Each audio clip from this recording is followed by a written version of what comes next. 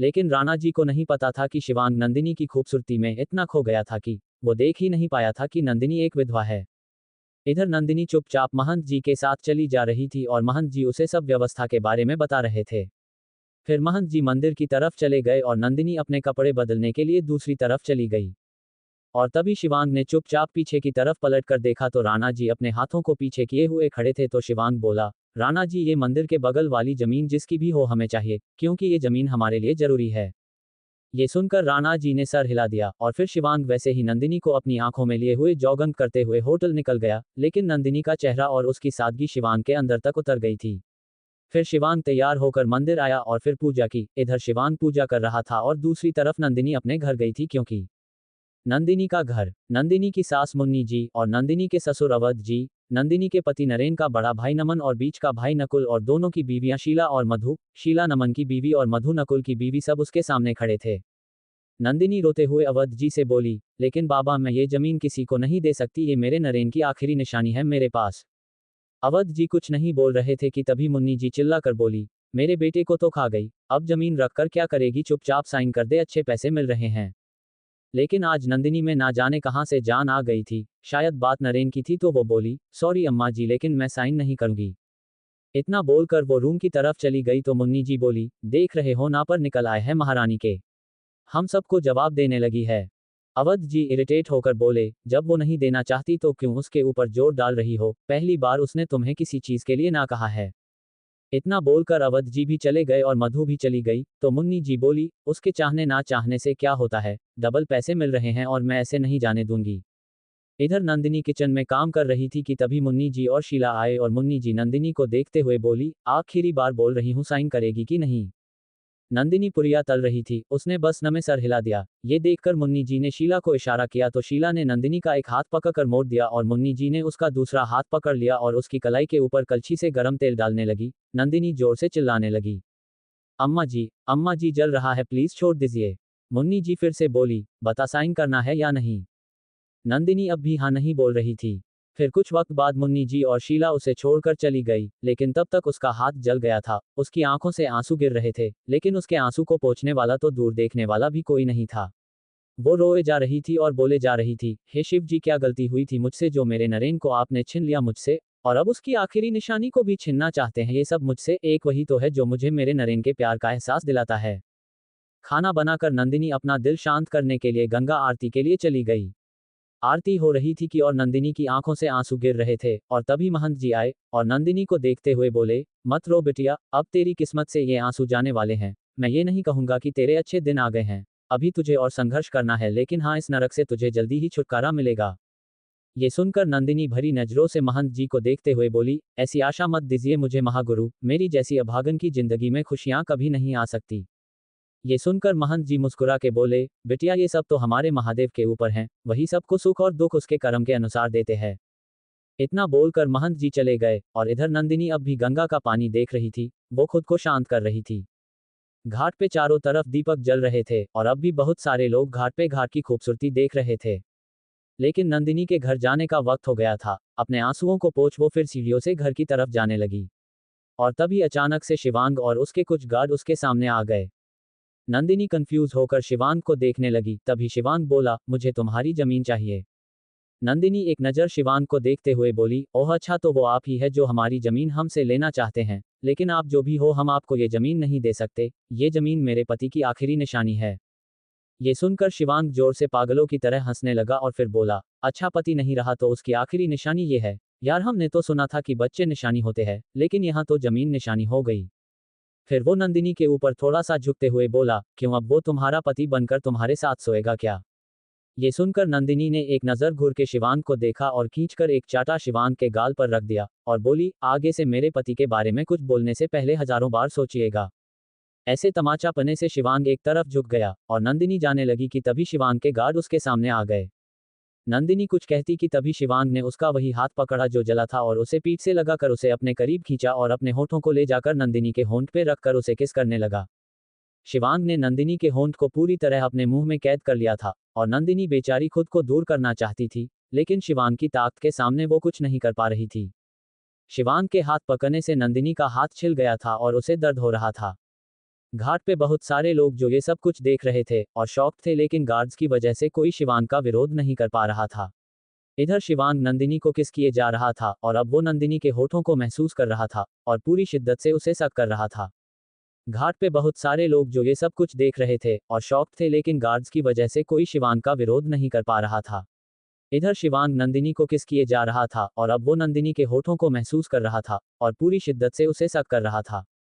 शिवांग की किस धीरे धीरे वाइल्ड से सॉफ्ट हो रही थी। वो नंदिनी को बहुत सॉफ्टली किस किए जा रहा था, लेकिन नंदिनी बस यही सोच रही थी कि जो लोग देख रहे हैं वो क्या सोचेंगे उसके बारे में। कुछ वक्त बाद मंदिर की घंटी फिर से बजी, जिससे शिवांग अपने होश में आया और नंदिनी को खुद से दूर करके बोला, अगली बार शिवांग सिंह रिजावत को हाथ लगाने के पहले हजारों बार सोचना, और रही बात लैंड की तो वो तो मैं लेकर रहूंगा। इतना बोलकर शिवांग होटल के लिए निकल गया। इधर नंदिनी वही बैठकर रोने लगी और ऊपर देख के बोली, क्यों शिव जी, ये सब हमारे साथ ही क्यों होता है। रात का वक्त नंदिनी का घर। नंदिनी घर आई तो देखा कि मुन्नी जी के साथ नकुल और शीला खड़े थे। नंदिनी सबको एक साथ देखकर थोड़ा सहम गई और फिर अपने रूम में जाने लगी कि तभी नकुल उसके सामने खड़ा हो गया। और तभी मुन्नी जी आए और उसके सर से उसका पल्लू गिरा दिया और चिल्लाते हुए बोली, जब इज्जत ही नहीं है तो ये सब करने का क्या फायदा। नंदिनी मुन्नी जी को देखते हुए बोली, लेकिन अम्मा जी क्या क्या है मैंने। और तभी शीला आए और नंदिनी का बाल अपने हाथों में कस के पकड़कर उसे नोचते हुए बोली, गंगा घाट जैसे पवित्र स्थान पर ये सब करते हुए तुझे शर्म नहीं आई। नंदिनी फिर से बोली, लेकिन दीदी मैंने किया क्या है।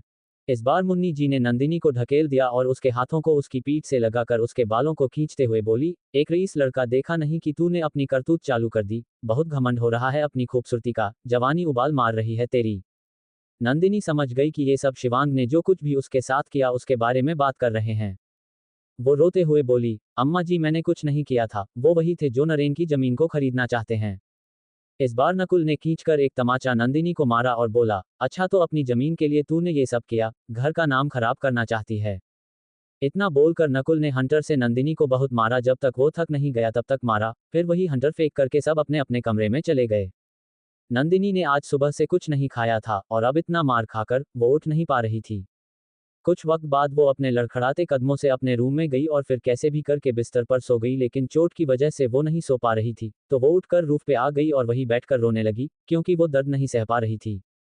आज एक तो शिवांग ने उसकी मर्यादा तोड़ी थी और फिर आज ये सब।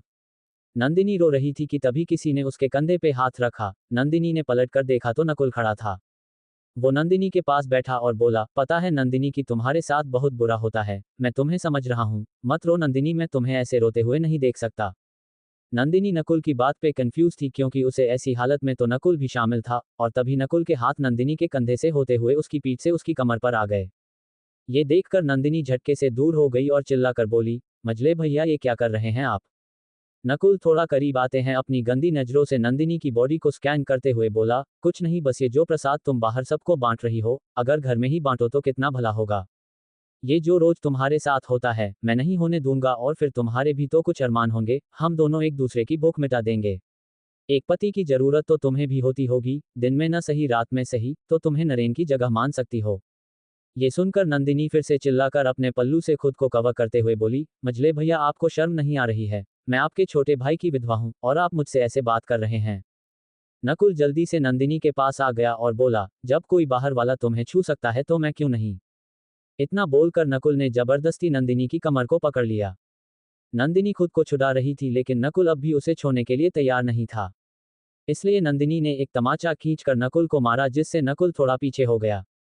लेकिन उसकी आंखें लाल हो गई और उसने झटके से नंदिनी के बालों को पकड़ा और बोला, प्यार से बात नहीं समझ आ रही है ना, रुक तुझे बताता हूँ, बड़ी सावित्री बन रही है तू।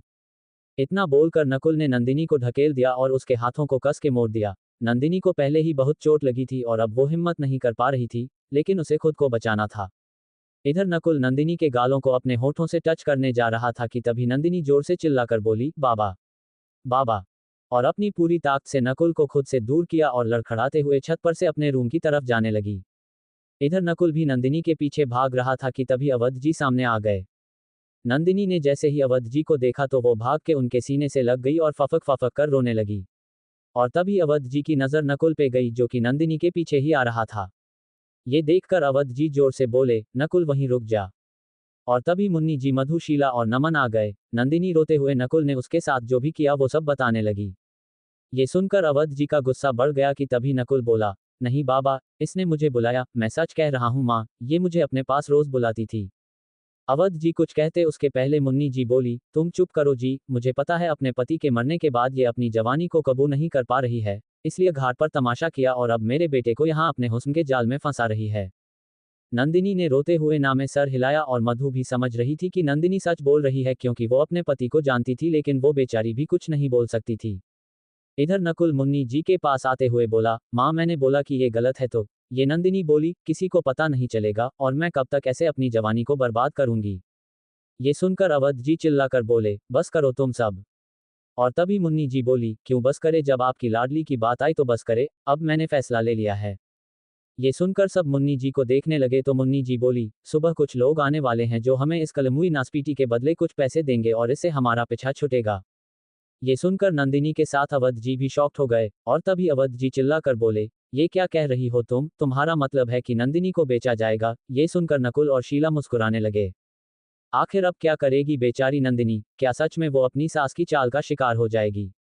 ये सुनकर नंदिनी के साथ अवध जी भी शॉक्ड हो गए और तभी अवध जी चिल्लाकर बोले, ये क्या कह रही हो तुम, तुम्हारा मतलब है कि नंदिनी को बेचा जाएगा। ये सुनकर नकुल और शीला मुस्कुराने लगे। फिर नंदिनी को उसके कमरे में बंद कर दिया गया। वो रोए जा रही थी, सामने नरेन की तस्वीर देखते हुए बोली, क्यों गए आप मुझे छोड़कर, देखिए क्या हो रहा है मेरे साथ। फिर वो ऊपर देखते हुए बोली, क्यों शिव जी, क्या किया है मैंने जो आप मुझे इतनी बड़ी सजा दे रहे हैं। नंदिनी रोते हुए जमीन पर ही सो गई। सुबह का वक्त, होटल का कमरा।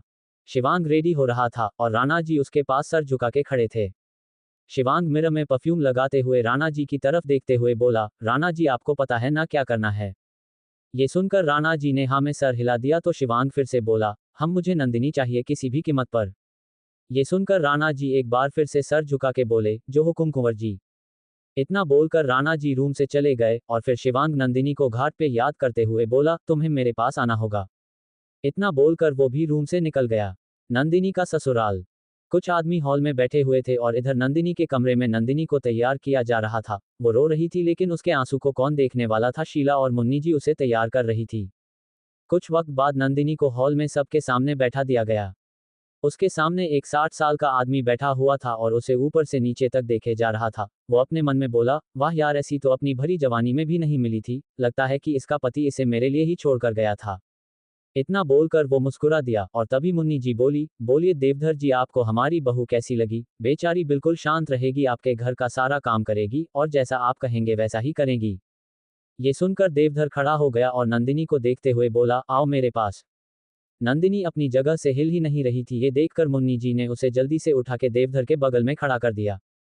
देवधर नंदिनी की कमर पर हाथ रखने जा रहा था कि तभी नंदिनी थोड़ा सा दूर हो गई और अवध जी ये सब देख रहे थे। उनकी आंखों में भी आंसू आ गए थे लेकिन वो मजबूर थे। और फिर मुन्नी जी अपनी लालच भरी नजरों से देवधर को देखते हुए बोली, अब हमारी लक्ष्मी को हमारे हवाले कर दीजिए। ये सुनकर देवधर ने अपने आदमी की तरफ देखा तो उसने जल्दी से एक बैग मुन्नी जी की तरफ बढ़ा दिया और मुन्नी जी ने जल्दी से बैग ले लिया और अपने मन में बोली, ये बला भी सर से गई और इतने रुपए भी मिल गए। फिर देवधर नंदिनी का हाथ पकड़ने लगा। नंदिनी रो रही थी, वो अवध जी का हाथ छोड़ ही नहीं रही थी। अवध जी भी रो रहे थे। ये देखकर देवधर ने जबरदस्ती नंदिनी का हाथ पकड़ लिया और अपने साथ ले जाने लगा कि तभी सामने से आवाज आई, छोड़ दो नंदिनी को। सब ने सामने देखा तो शॉक्ड हो गए लेकिन नंदिनी के चेहरे पर मुस्कान आ गई और वो बोली, बाबा माँ आप। सामने नंदिनी की माँ ममता जी और बाबा निरंकार जी खड़े थे।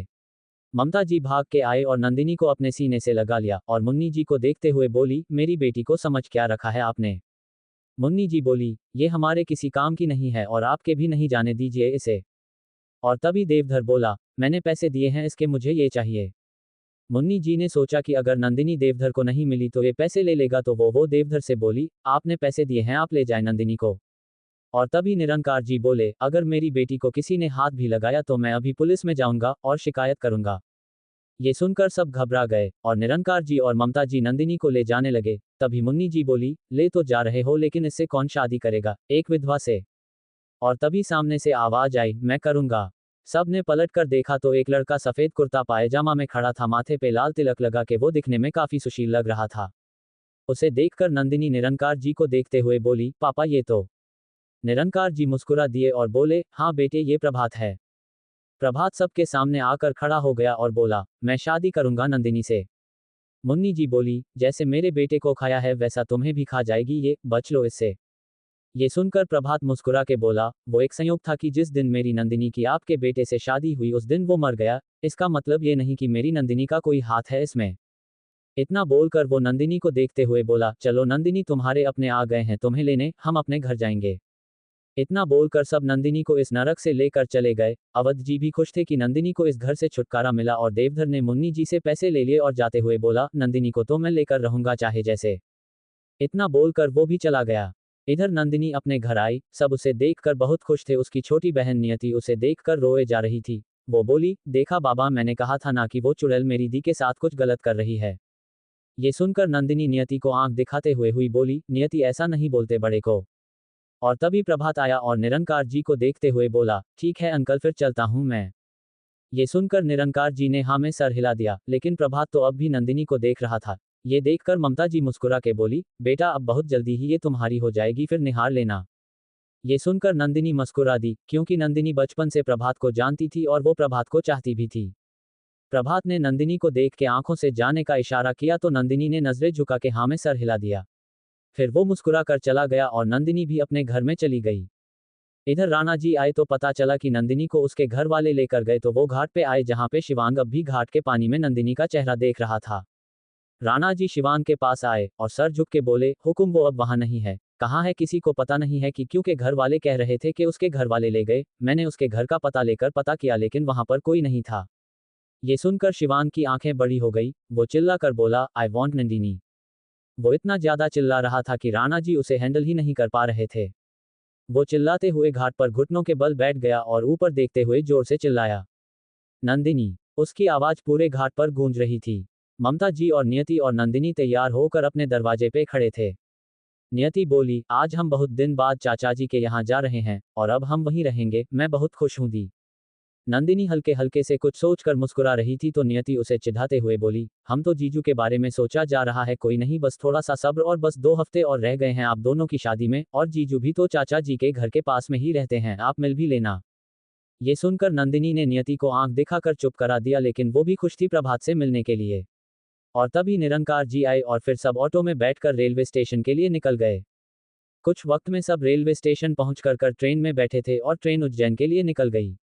नंदिनी प्रभात के साथ अपनी आने वाली लाइफ के बारे में सोच रही थी। नंदिनी प्रभात को बहुत पसंद करती थी और प्रभात भी नंदिनी को बहुत पहले से प्यार करता था लेकिन उसकी शादी नरेन से हो गई और उसी दिन नरेन का एक्सीडेंट हो गया और वो मर गया। लेकिन प्रभात को पता नहीं था और जब पता चला तो नंदिनी वापस नहीं आना चाहती थी। लेकिन जब नंदिनी के साथ इतना बुरा होने लगा तो वो सबके साथ वापस आ गई। लेकिन पंडित जी ने निरंकार जी को पहले ही बता दिया था कि नंदिनी एक विधवा है और उसकी कुंडली को देखते हुए उसकी शादी का मुहूर्त 1 साल बाद का था। इसलिए प्रभात भी उज्जैन आ गया था अपने घर पर। निरंकार जी पहले अपने भाई के साथ ही रहते थे लेकिन कुछ सालों से वो बनारस रहने लगे थे। लेकिन अब नंदिनी की शादी उज्जैन में ही होने वाली थी और उसके बाद सब उज्जैन ही रहने वाले थे। और प्रभात भी नंदिनी से शादी करने के लिए बेताब था। यही सब सोचते हुए नंदिनी की आंख लग गई और वो सो गई। सुबह का वक्त नंदिनी उठी तो निरंकार जी बोले, बेटा दोपहर तक पहुंच जाएंगे हम सब। ये सुनकर नंदिनी मुस्कुरा दी और फिर फ्रेश होकर आई। सब ने ब्रेकफास्ट किया और नंदिनी फिर से अपनी दुनिया में खो गई। सब बहुत खुश थे। और फिर दोपहर में सब उज्जैन पहुंच गए। स्टेशन पर निर्मल जी सबको लेने आए थे। निर्मल जी मतलब नंदिनी के चाचा जी। फिर नंदिनी और नियति ने झुककर निर्मल जी का आशीर्वाद लिया। निर्मल जी भी बहुत खुश हुए नंदिनी को देखकर। फिर सब निर्मल जी की टैक्सी में बैठकर घर के लिए निकल गए। रजावत पैलेस। शिवांग गुस्से में खड़ा था और ममता जी शिवांग के ऊपर चिल्ला रही थी। वो बोली, तुम्हें पता है ना कि पिछले 1 साल में हम सब ने आपको कैसे बचाया है। बड़े बड़े पंडितों से मिले हैं और इतना पूजा पाठ और सबसे बड़ी बात की बनारस की पूजा की वजह से प्रभाव कम हुआ था। लेकिन अब आपको और खतरा है शिवांग। आपको कियारा से शादी करनी ही होगी। उसकी कुंडली आपको बचा सकती है शिवांग। अगर आपने शादी नहीं की तो आप जानते नहीं है कि मैं क्या करूंगी। ये सुनकर शिवांग ने चिल्लाकर बगल में रखा कांच का गिलास उठा के पटक दिया और बोला, हम नहीं करेंगे शादी, हमें नहीं करनी है शादी। इतना बोलकर वो भी पैलेस से निकल गया। वो अपनी ब्लू BMW में बैठकर वाइन की बोतल ली और पीते हुए ड्राइव करने लगा। वो इतनी स्पीड में कार चला रहा था कि कब एक्सीडेंट हो जाए कुछ खबर नहीं।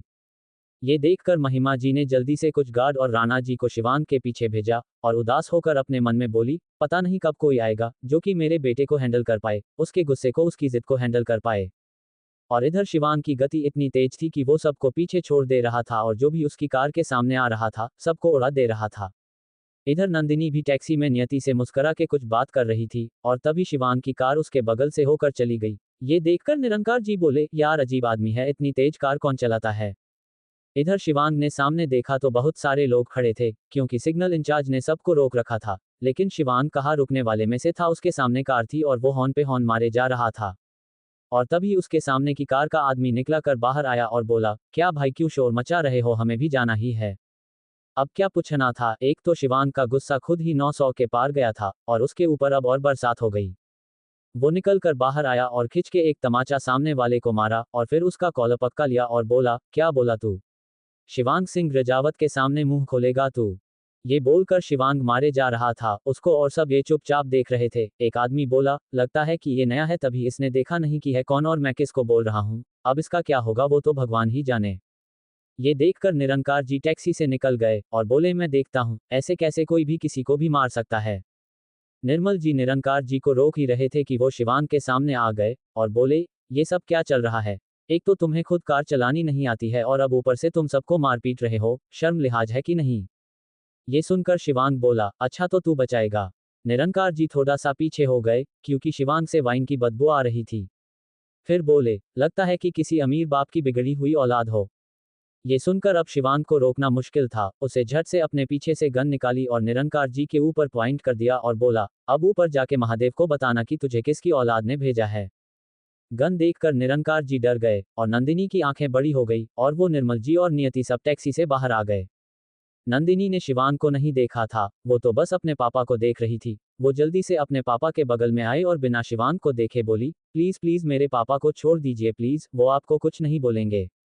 नंदिनी बोले जा रही थी और निर्मल जी निरंकार जी को खींचकर कर टैक्सी में ले जा रहे थे, लेकिन शिवांग की नजर नंदिनी पर थी। वो नंदिनी को देखे जा रहा था। पीला अनारकली सूट, गोरा सा चेहरा, बड़ी काली आंखें, उसके नुकीले नाक, उसके हॉट शेप होंठ, उसके सीने का काला तिल, उसके बाएं गाल पर एक छोटा सा तिल, उसके लंबे खुले हुए बाल, आज बिना पल्लू के वो और खूबसूरत लग रही थी और आज तो वो कुछ रंग में भी थी। नंदिनी को देखकर शिवांग सब कुछ भूल गया था। वो अभी खोए हुए ही था कि नंदिनी टैक्सी में बैठकर अपने घर के लिए निकल गई। और तभी राणा जी आए और वो भी शिवांग को ले जाने लगे, लेकिन शिवांग अब भी खड़ा था। फिर वो अचानक बोला, राणा जी। नंदिनी को देखकर शिवांग सब कुछ भूल गया था। वो अभी खोए हुए ही था कि नंदिनी टैक्सी में बैठकर अपने घर के लिए निकल गई। और तभी राणा जी आए और वो भी शिवांग को ले जाने लगे, लेकिन शिवांग अब भी खड़ा था। फिर वो अचानक बोला, Rana ji, Nandini dot she was here, find out where she went. इतना बोलकर वो फिर से अपनी कार में बैठा और अपने विला के लिए निकल गया। लेकिन राणा जी परेशान हो गए क्योंकि पिछले एक साल में शिवांग का जुनून देखकर वो जान गए थे कि शिवांग कितना पागल और सनकी है। इधर नंदिनी घर आ गई थी। वो बहुत खुश थी क्योंकि कल की पूजा के बाद वो अपना विधवा का रूप छोड़ने वाली थी। नंदिनी घर में सब सेट कर रही थी। निरंकार जी, निर्मल जी, ममता जी और सुशीला जी जो कि नंदिनी की चाची थी, वो सब बाजार गए थे कल की पूजा का सामान लाने के लिए। घर में नियति, नंदिनी और मलिष्का थी। मलिष्का नंदिनी के चाचा की बेटी थी। एक नंबर की घमंडी और एटीट्यूड से भरी हुई, लेकिन जैसी भी थी फिर भी उसे नंदिनी और नियति से कोई समस्या नहीं थी। सब अपना अपना काम कर रहे थे कि प्रभात वहां आ गया। प्रभात को देखकर नंदिनी का चेहरा खिल गया और प्रभात भी नंदिनी को देखकर खुश हो रहा था कि तभी मलिष्का आ गई। मलिष्का नंदिनी से छोटी लेकिन नियति से बड़ी थी। वो प्रभात और नंदिनी के बीच आकर बोली, ओ हेलो, ऐसे क्या नंदिनी को देखकर नजर लगाना है, चलो अब शादी के बाद देख लेना, अभी काम बताओ। ये सुनकर प्रभात मुस्कुरा दिया और बोला, यार मैंने तुम्हारी डिजाइन देखी थी इंटरनेट पर, वो जो नई वाली है ना, वो थोड़ी सी और अपडेट कर दो तो छा जाओगी तुम। ये सुनकर मलिष्का अपनी आंखों को छोटी करके बोली, सच बोल रहे हो तुम? प्रभात ने हाँ में सर हिला दिया तो मलिष्का जल्दी से अपने रूम में गई और अपना लैपटॉप खोलकर अपने डिजाइन देखने लगी। मलिष्का के जाते ही नंदिनी भी जाने लगी कि तभी प्रभात ने उसका हाथ पकड़ा और बोला, एक साल बाद देख रहा हूं तुम्हें, इतनी मुश्किल से मलिष्का को हम दोनों के बीच से दूर किया है तो अब तुम मुझसे दूर जा रही हो। नंदिनी अब भी प्रभात की तरफ नहीं पलट रही थी, उसे बहुत बहुत शर्मा रही थी। ये देखकर प्रभात ने उसे अपनी तरफ पलट दिया और उसकी कमर पे हाथ रखकर बोला, अब बस कुछ दिनों की दुरिया है, फिर तुम हमेशा के लिए मेरी हो जाओगी। ये सुनकर नंदिनी के गाल शर्म से लाल हो गए और प्रभात नंदिनी को देखकर उसके लिए पागल हो रहा था, इसलिए उसे अपने होठों को नंदिनी के गाल की तरफ बढ़ा दिया। लेकिन जैसा ही वो उसे किस करने वाला था कि नंदिनी ने उसे दूर धकेल दिया और भाग गई। ये देखकर प्रभात मुस्कुरा दिया और जोर से बोला, देखता हूं कब तक भागती हो। और तभी नियति आ गई, तो प्रभात ने नियति को एक बॉक्स दिया और बोला, अंकल और आंटी आए तो कह देना कि माँ ने दिया है नंदिनी के लिए। इतना बोलकर वो चला गया। नंदिनी छत से प्रभात को देख रही थी। कुछ वक्त बाद सब घर आ गए। ममता जी ने बॉक्स खोलकर देखा तो उसमें सोने का कड़ा था।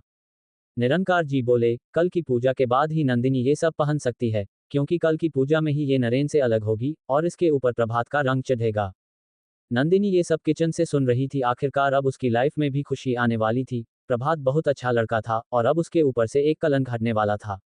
रात में सब डिनर करके सो गए। नंदिनी कल के लिए बहुत खुश थी, बट कौन जानता था कि कल उसकी लाइफ में खुशी नहीं कितनी बड़ी आंधी आने वाली थी। इधर शिवांग ने अब भी कुछ नहीं खाया था। राणा जी खाना लेकर शिवांग के पास खड़े थे। वो बोले, कुंवर जी प्लीज कुछ तो खा लीजिए।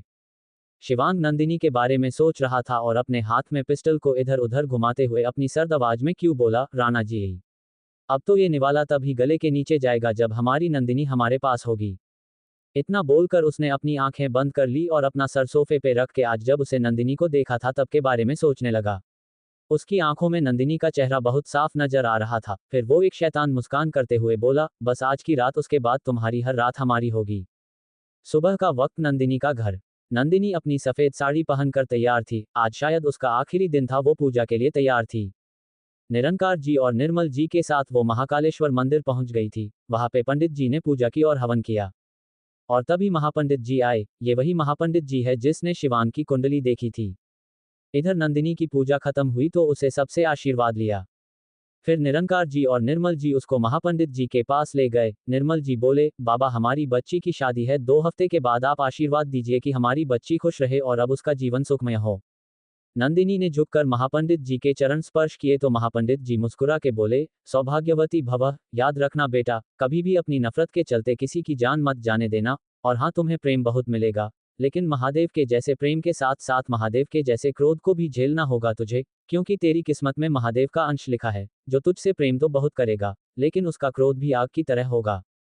ये सुनकर सब खुश भी हुए और थोड़े से परेशान भी, क्योंकि प्रभात बिल्कुल क्रोध ही करता था। वो तो बहुत ही सिंपल और समझदार लड़का था और यही बात नंदिनी के मन में चल रही थी। वो अपने मन में बोली, प्रभात जी तो ऐसे नहीं है, फिर महापंडित जी ने ऐसा क्यों कहा।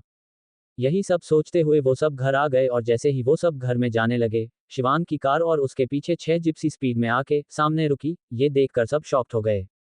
निरंकार जी ने पलट के देखा तो शिवांग अपनी कार से बाहर आया और निरंकार जी के सामने आ गया। निरंकार जी बोले, क्यों आए हो तुम यहाँ और क्या चाहिए तुम्हें। शिवांग ने एक नज़र नंदिनी की देखा, जो अपने सर पर पल्लू रख रही थी। फिर निरंकार जी को देखते हुए बोला, हमें ना टाइम वेस्ट करने की आदत नहीं है, सीधे बोलते हैं आपकी बेटी चाहिए हमें। ये सुनकर निरंकार जी जोर से बोले, क्या बकवास कर रहे हो, तुम्हारा दिमाग खराब हो गया है, मेरी बेटी क्यों चाहिए तुम्हें। ये सुनकर शिवांग की आंखें लाल हो गई और उसे एक झटके से नंदिनी का हाथ पकड़ा और उसे अपनी तरफ खींच लिया और बोला, कहा ना कि हमें टाइम वेस्ट करने की आदत नहीं है और टाइम वेस्ट करने वाले हमें पसंद भी नहीं है। इतना बोलकर वो नंदिनी को लेकर जाने लगा तो निरंकार जी और निर्मल जी शिवांग के पीछे ये बोलते हुए आने लगे कि ऐसे कैसे मेरी बेटी को ले जा सकते हो। इधर नंदिनी भी अपना हाथ शिवांग से छुड़ा रही थी और तभी एक झटके में शिवांग पलट गया और निरंकार जी और निर्मल जी के पैरों के पास गोलियां चलाने लगा, जिससे निरंकार जी और निर्मल जी घबरा गए और डर से पीछे हो गए। और शिवांग के इस बर्ताव से नंदिनी की आंखें बड़ी ही गई और वो चिल्लाकर बोली, पापा, चाचा। और तभी शिवांग अपनी पिस्तौल को पीछे अपनी कमर में ठुसते हुए बोला, अब आगे मत आना, नहीं तो हमारा निशाना चूका नहीं था, इस बार गोली सीने के आर पार होगी। ये सुनकर सब सन्न हो गए और आसपास के लोग भी खड़े होकर ये सब देख रहे थे। और फिर शिवांग ने नंदिनी को जबरदस्ती कार में डाला और अपने साथ लेकर चला गया। और फिर शिवांग ने नंदिनी को जबरदस्ती कार में डाला और अपने साथ लेकर चला गया। ये देखकर निरंकार जी ने एक नज़र निर्मल जी को देखा और बोले, कौन है ये और कहाँ ले गया मेरी बेटी को। निर्मल जी निरंकार जी को शांत करते हुए बोले, भैया शांत हो जाए, हम चलते हैं नंदिनी को लेने, राजवर्धन जी के पास जाएंगे, वो हम हमारी नंदिनी जरूर लौटा देंगे। निर्मल जी भले ही ये बात कह रहे थे, लेकिन उनके मन में भी डर था, क्योंकि वो रजावत फैमिली को अच्छे से जानते थे। शिवांग की छोटी से छोटी और बड़ी से बड़ी जिद पूरी होती थी और शिवांग की बात के सामने किसी की जान की भी कोई कीमत नहीं होती थी। फिर भी बात नंदिनी की थी, ऐसे कैसे छोड़ सकते थे। वो लोग भी शिवांग के पीछे जाने लगे। इधर शिवांग अपनी कार में बैठा था और नंदिनी बार बार शिवांग के सामने रोते हुए बोले जा रही थी, प्लीज मुझे छोड़ दीजिए, प्लीज जाने दीजिए, क्या बिगाड़ा है मैंने आपका। ये सुनकर शिवांग ने कार रोक दी और एक झटके में नंदिनी को कमर से पकड़कर अपने करीब खींच लिया। शिवांग की लाल क्रोध से भरी आंखें उसके हैंडसम से चेहरे को और भी डरावना बना रही थी, जिसको देखकर नंदिनी अंदर तक कांप गई। फिर शिवांग अपने दांत पीसते हुए बोला, कुछ याद आया मिस नंदिनी निरंकार चौधरी? ये सुनकर नंदिनी और ज्यादा डर गई। शिवांग फिर से एक तिरछी लेकिन डरावनी मुस्कान और एक औरा के साथ बोला, हाँ वही शिवांग सिंह रजावत हूं मैं, जिसके गाल पर तुमने दूसरा थप्पड़ बनारस में मारा था। और पहला थप्पड़ कॉलेज में। फिर वो नंदिनी के होठों को अपने और करीब करते हुए बोला, पहले 2 साल फिर 1 साल बहुत पागल बनाया तुमने मुझे, लेकिन अब एक पल के लिए भी नहीं, तुम्हें मुझसे खुद महादेव भी अलग नहीं कर पाएंगे। शिवांग की आंखों में एक जुनून और उसके होठों पर नंदिनी के नाम की एक जिद साफ नजर आ रही थी और नंदिनी शिवांग को देखकर कांप रही थी। और तभी शिवांग ने नंदिनी को उतने ही झटके से पीछे ढकेल दिया जितने झटके से खींचा था, जिससे नंदिनी कार की खिड़की से जाकर लग गई। फिर वो नंदिनी को रजावत पैलेस ले आया और उसका हाथ पकड़कर उसे जबरदस्ती अपने साथ पैलेस में ले जाने लगा। वो पैलेस में ले जाकर नंदिनी को अपने रूम में ले जाने वाला था कि तभी महिमा जी और सुमित्रा जी आ गई। महिमा जी ने एक नज़र नंदिनी को देखा और चिल्लाकर बोली, शिवांग क्या कर रहे हैं आप और कौन है ये? महिमा जी की आवाज़ सुनकर शिवांग पलट गया और महिमा जी को देखते हुए बोला, आपकी बहू, आप चाहती थी ना कि हम शादी कर ले तो कर लेंगे, और यही वो लड़की है जिसकी मांग में हमारे नाम का सिंदूर होगा। और तभी बुआ जी आए, वो चिल्लाकर बोली, एक विधवा लड़की को लेकर आया है। ये रजावत पैलेस है और यहाँ पे एक मनहूस सफ़ेद साड़ी वाली को लाकर खड़ा कर दिया है। अब तो घर की शुद्धि करनी पड़ेगी, पता नहीं कौन सी बला और मनहूसियत के साथ आए हैं ये। फिर वो शिवांग को देखते हुए बोली, और तुझे तो बहुत दूर रहना चाहिए इस लड़की से, खुद के पति को खा गई और अब तुझे अपने जाल में फंसा रही है अपने भोलेपन के दिखावे से। फिर वो महिमा जी को देखकर बोली, महिमा तुम्हें क्या लगता है ये सफ़ेद साड़ी वाली को हमारे घर में कैसे रख सकते हैं? ये एक विधवा है, विधवा। सफ़ेद साड़ी सुन सुनकर शिवांग पहले ही इरिटेट हो गया था और ऊपर से बुआ जी की बातें। उसने अपने एक वफादार सेवक को कुछ इशारा किया तो वो भाग के गया और बाल्टी भर के रंग ले आया।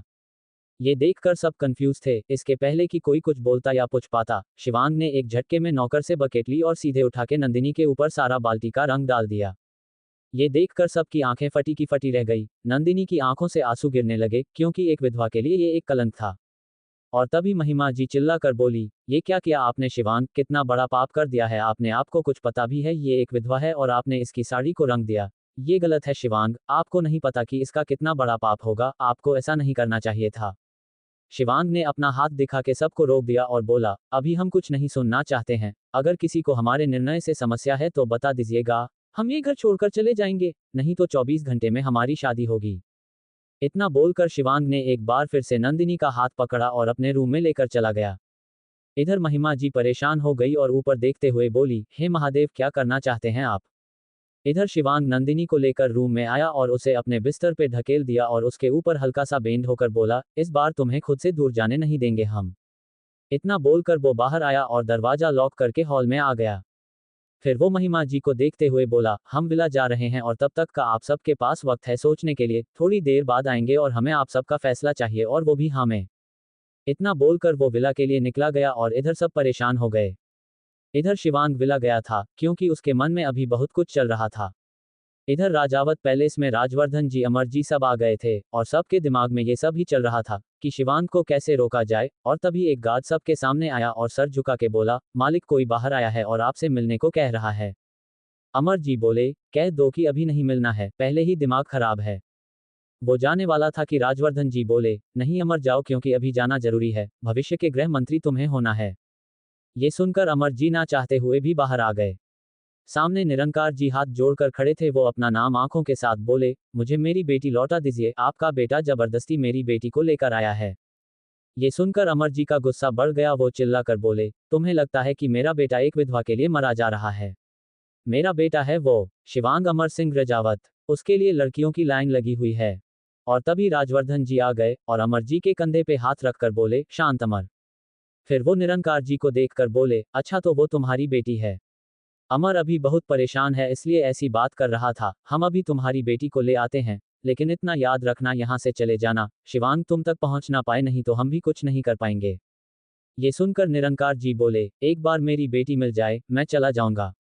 ये सुनकर राजवर्धन जी गए और शिवांग के कमरे का दरवाजा खुलवाया और नंदिनी के पास गए और दूसरी तरफ चेहरा करके खड़े हो गए और अपना हाथ पीछे करते हुए बोले, देखो लड़की, मैं जानता हूं कि शिवांग तुम्हें ले आया है यहाँ, लेकिन हम अपने शिवांग की शादी एक विधवा से नहीं कर सकते हैं, और वैसे भी तुम्हारा ना कोई स्टेटस है ना ही कोई रुतबा। मैं बस इतना कहना चाहता हूँ कि शिवांग से दूर चली जाओ, इतनी दूर की तुम खुद चाहो तब भी वापस ना आ पाओ। इस घर में कोई तुम्हारा चेहरा भी नहीं देखना चाहता है, जल्दी जाओ, मनहूसियत मत फैलाओ यहाँ। ये सुनकर नंदिनी ने भी हाथ जोड़ा और जल्दी से राजवर्धन जी के साथ जाने लगी। वो पहले इसके बाहर आई तो देखा गेट के बाहर निराकर जी और निर्मल जी खड़े थे। अपने पापा और चाचा को देखकर नंदिनी जल्दी से भाग के गेट पे आई और निरंकार जी भी थोड़ा सा आगे आ गए। लेकिन तभी नंदिनी और निरंकार जी के बीच में शिवांग की जिप्सी आ गई, जिसके बोनट पे शिवांग बैठा था और स्टाइल से जिप्सी के फ्रंट मिरर पे अपना सर रखा था। शिवांग को देखकर सबकी जान सूख गई थी। शिवांग को देखकर सबकी जान सूख गई थी। नंदिनी वही खड़े होकर शिवांग को देखने लगी। इधर निरंकार जी और निर्मल जी की जान सूख गई थी कि पता नहीं शिवांग अब क्या करे। और तभी शिवांग झटके से उठकर बोनट पे स्टाइल से बैठ गया और एक नज़र सबको देखा और चिल्ला कर बोला, कौन लाया है नंदिनी को यहाँ? शिवांग की खतरनाक और से भारी हुई आवाज सुनकर एक पल के लिए राजवर्धन जी भी डर गए। फिर शिवांग ने एक नज़र निरंकार जी को देखा और पीछे से अपनी गन निकाल कर निरंकार जी के ऊपर गन पॉइंट कर दी और बोला, लगता है चौधरी साहब आपको एक बार में बात समझ नहीं आती है। कहा था ना कि नंदिनी की तरफ एक कदम भी बढ़ाया तो आपकी समाधि यही बना देंगे। ये सुनकर निरंकार जी अपनी बेबसी भरी नजरों से नंदिनी को देखने लगे और नंदिनी भी रो रही थी और निर्मल जी तो नंदिनी की रंग से भीगी हुई साड़ी देख रहे थे। वो अपने मन में बोले, क्यों शिव जी, क्यों मेरी बच्ची को ये सब सहना पड़ रहा है? क्या आपने मेरी नंदिनी की किस्मत में खुशी नहीं लिखी है? निरंकार जी पीछे हो रहे थे और तभी शिवांग पलट गया और नंदिनी का हाथ पकड़कर उसे फिर से पैलेस में ले जाने लगा और तभी महिमा जी शिवांग के सामने आ गई। वो बोली, ये लड़की मेरे घर में नहीं जाएगी शिवांग। शिवांग भी चिल्लाकर बोला, और हम कह रहे हैं कि नंदिनी हमारे साथ ही रहेगी। नंदिनी की साड़ी भीगी हुई थी जिससे उसे ठंड लग रही थी और वो कांप रही थी और ये निरंकार जी देख रहे थे। निर्मल जी धीरे से बोले, भैया अभी चले, फिर से कल आएंगे, और वो भी तब जब ये राजवर्धन जी का सरफेरा पोता न हो। इतना बोलकर वो निरंकार जी को खींचते हुए लेकर अपने साथ जाने लगे, लेकिन निरंकार जी अपनी नम आंखों से नंदिनी को देख रहे थे। इधर महिमा जी शिवांग का नंदिनी के साथ पैलेस में जाने नहीं दे रही थी, लेकिन शिवांग भी अपनी जिद पे अड़ा था और तभी महिमा जी ने अपने बगल में खड़े एक गार्ड से एक गन ली और अपने सर पे रखते हुए बोली, अगर आप इसे लेकर गए तो मैं खुद को खत्म कर दूंगी, ये विधवा मेरे घर में नहीं आएगी। ये देखकर शिवांग का भी गुस्सा बढ़ गया। उसने भी अपनी गन को अपनी कनपटी पर रख लिया और बोला, अगर नंदिनी को आप सब ने हमारे साथ नहीं रहने दिया तो हम खुद को खत्म कर लेंगे। अभी के लिए बहुत आप सब घर का चिराग, घर का दीपक करते हैं ना। जब हम आप सब के लिए इम्पोर्टेंट है तो हमारी पसंद की हुई नंदिनी को आप सब क्यों नहीं स्वीकार कर रहे हैं? इतना बोलकर शिवांग ट्रिगर प्रेस करने जा रहा था कि तभी महिमा जी ने उसे पकड़ लिया और जोर से गन दूर झटक कर बोली, आपको नंदिनी चाहिए ना तो ले जाए नंदिनी को, लेकिन खुद को कुछ मत कीजिए, आप हम सबकी जान हैं। इतना बोलकर महिमा जी रोने लगी क्योंकि वो एक पल के लिए डर गई थी और शिवांग पे तो नंदिनी की सनक सवार थी। फिर शिवांग नंदिनी को अपने साथ लेकर अपने रूम में गया और नंदिनी को रूम में धकेलकर दरवाजा बंद कर लिया। नंदिनी डरी हुई थी। ये देखकर शिवांग ने पहले खुद को शांत किया और नंदिनी को देखा जो कि बिस्तर के कोने से लगकर दीवार से चिपक कर बैठी थी। फिर वो नंदिनी के पास आया और घुटनों के बल बैठ गया और नंदिनी के चेहरे को देखने लगा। लगातार रोने से नंदिनी की आंखें, उसके होंठ और उसकी नाक लाल हो गई थी, लेकिन वो खूबसूरत अब भी बहुत लग रही थी। फिर वो नंदिनी के थोड़ा सा करीब आया। ये देखकर नंदिनी ने अपना चेहरा दूसरी तरफ कर लिया। शिवांग को सब कुछ बर्दाश्त है, लेकिन कोई उसे इग्नोर करे ये बर्दाश्त नहीं होता। इसलिए उसे नंदिनी के बालों को पीछे से कस के पकड़ और बोला, चाहे कितना भी दूर भाग लो और कितना भी हमसे दूर रहने की कोशिश करो, लेकिन रहना तुम्हें हमारे पास ही है। इससे अच्छा तो यह है कि तुम हमें स्वीकार कर लो, क्योंकि अब तुम मिसेस नंदिनी शिवांग सिंह राजावत कहलाओगी। और तभी शिवांग की नज़र नंदिनी की कांपती हुई बॉडी पर गई। वो समझ गया कि नंदिनी को ठंड लग रही थी। उसने किसी को कॉल किया और 5 मिनट में एक पिंक कलर की हल्की लेकिन बहुत खूबसूरत साड़ी शिवांग के कमरे में आ गई। शिवांग ने साड़ी ली और नंदिनी की तरफ बढ़ा और पहले अपनी आंख बंद करके एक लंबी सांस लेकर खुद को शांत किया और फिर नंदिनी के पास बैठकर धीरे से बोला, ये लो पहन लो, नहीं तो तुम्हें कोल्ड हो जाएगा। लेकिन नंदिनी शिवांग से बहुत ज्यादा डर रही थी, क्योंकि जिस शिवांग को नंदिनी जानती थी वो इतना ज्यादा पत्थर दिल और भयानक डरावना, लोगों को मारने वाला नहीं था। वो था, लेकिन इतना ज्यादा नहीं था। वो धीरे से डरते हुए बोली, मुझे मुझे मेरे घर जाना है। पापा परेशान परेशान हो रहे होंगे। ये सुनकर शिवांग ने जितना खुद को शांत किया था, उसका खून उतना ज्यादा खौल गया नंदिनी की ये बात सुनकर। उसने नंदिनी को झट से खड़ा कर दिया और उसके हाथों को कस के दीवार से लगा दिया, जिससे नंदिनी की उंगलियों में कुछ लग गया और खून आने लगा। शिवांग ने एक नज़र नंदिनी को देखा और साड़ी लेकर बोला, तुम खुद पहनोगी या हम तुम्हारे कपड़े उतारे? इतना बोलकर शिवांग ने नंदिनी का पल्लू पकड़ लिया। ये देखकर नंदिनी ने जल्दी से साड़ी ले ली और बोली, मैं जा रही हूँ, मैं जा रही हूँ। इतना बोलकर नंदिनी जल्दी से वॉशरूम चली गई और शिवांग कुछ सोचने लगा। इधर महिमा जी सुमित्रा जी बुआ जी के रूम में थी। महिमा जी रोते हुए बोली, जी अगर शिवांग ने उस विधवा से विवाह कर लिया तो, अगर मेरे शिवांग को कुछ हो गया तो, मेरी तो कुछ समझ नहीं आ रहा है कि शिवांग को कैसे रोकूं, वो तो किसी की सुनने के लिए तैयार ही नहीं है। बस नंदिनी नंदिनी की रट लगाए हुए हैं।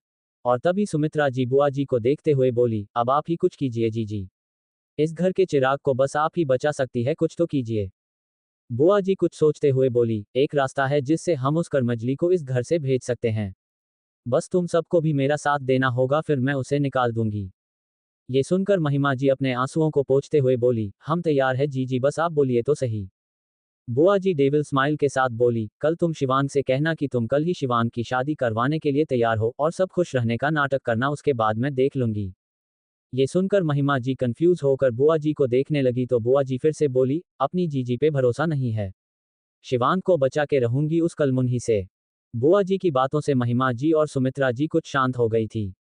इधर शिवांग नंदिनी का कब से इंतजार कर रहा था, लेकिन नंदिनी अभी तक बाहर नहीं आई थी। ये देखकर शिवांग थोड़ा सा परेशान हो गया और अपने मन में बोला, कहीं नंदिनी वॉशरूम में नहीं नहीं। इतना बोल के शिवांग ने ऊपर से एक बटन प्रेस किया और जल्दी से वॉशरूम में चला गया।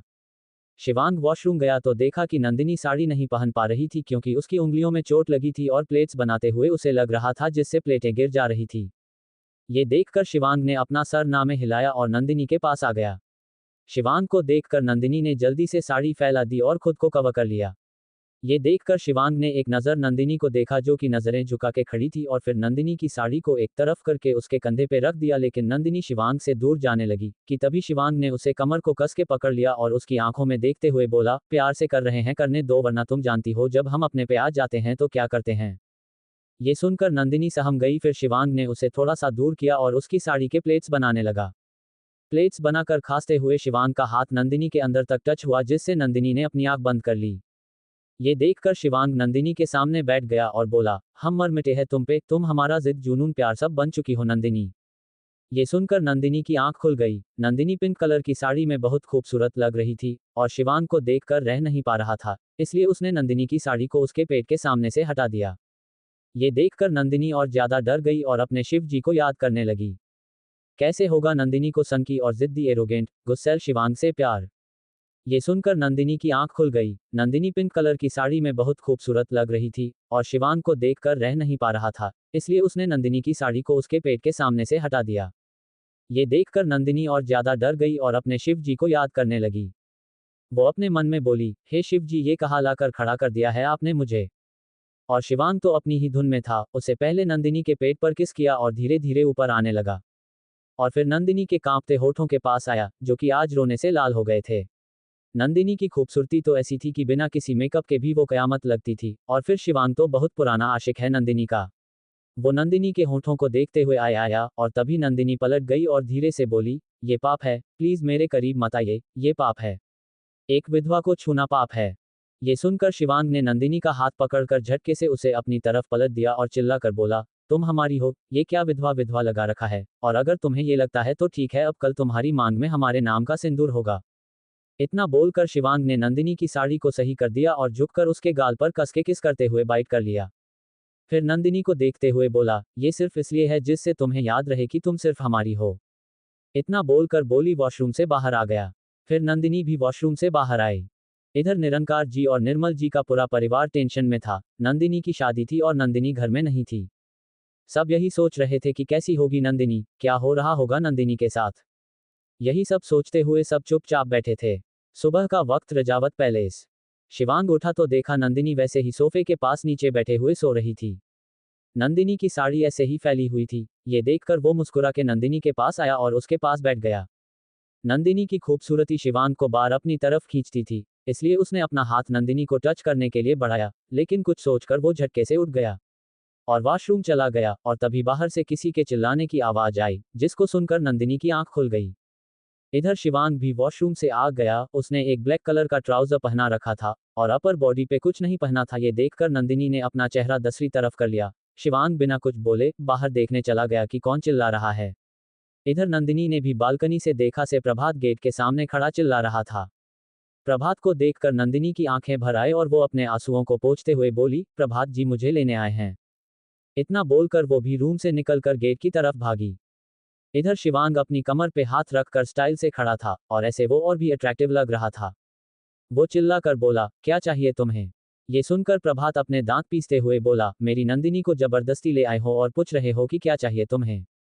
और तब तक नंदिनी भी वहां आ गई। नंदिनी को देखकर प्रभात के चेहरे पर एक मुस्कान आ गई। शिवांग ने पलटकर एक नजर नंदिनी को देखा तो वो सहम गई, और इधर शिवांग का गुस्सा बहुत ऊपर जा चुका था। उसने गेट खोला और प्रभात का कॉलर पकड़कर उसे घसीटकर गेट के अंदर ले आया। ये देखकर नंदिनी डर गई।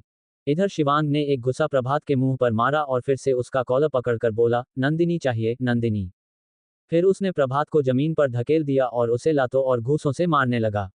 ये देखकर नंदिनी जोर से चीखते हुए रोने लगी, लेकिन शिवांग प्रभात को मारे जा रहा था। प्रभात एक नॉर्मल सा लड़का था, उसे ये सब नहीं आता था और शिवांग जितना गुस्सा था उतना ज्यादा वो ये सब करता था, और अब प्रभात के जिस्म से उसके मुंह से खून आने लगा था। फिर उसने अपने एक आदमी को कुछ इशारा किया तो उसका आदमी एक कुत्ते का पट्टा लेकर आया। और ये सब राजवर्धन जी अमर जी सब अपनी अपनी बालकनी से देख रहे थे। इधर शिवांग ने वो पट्टा लिया और उसे प्रभात के गले में पहना दिया और फिर पट्टे से उसका गला कसते हुए बोला, अब बोल फिर से हमारी नंदिनी का नाम तेरी जुबान पर आएगा, बोल। प्रभात को सांस नहीं आ रही थी और कहां से आती, उसके मुंह से लगातार खून आ रहा था। और ये देखकर नंदिनी को अब शिवांग से डर लग रहा था। वो वहीं बैठकर रोने लगी और रोते हुए बोली, छोड़ दीजिए प्रभात जी को प्लीज, छोड़ दीजिए। नंदिनी के मुंह से प्रभात का नाम सुनकर शिवांग और तमतमा गया। क्या रंग लाएगा शिवांग का नंदिनी के लिए जुनून? इसके आगे की कहानी सुनने के लिए नेक्स्ट वीडियो देखें।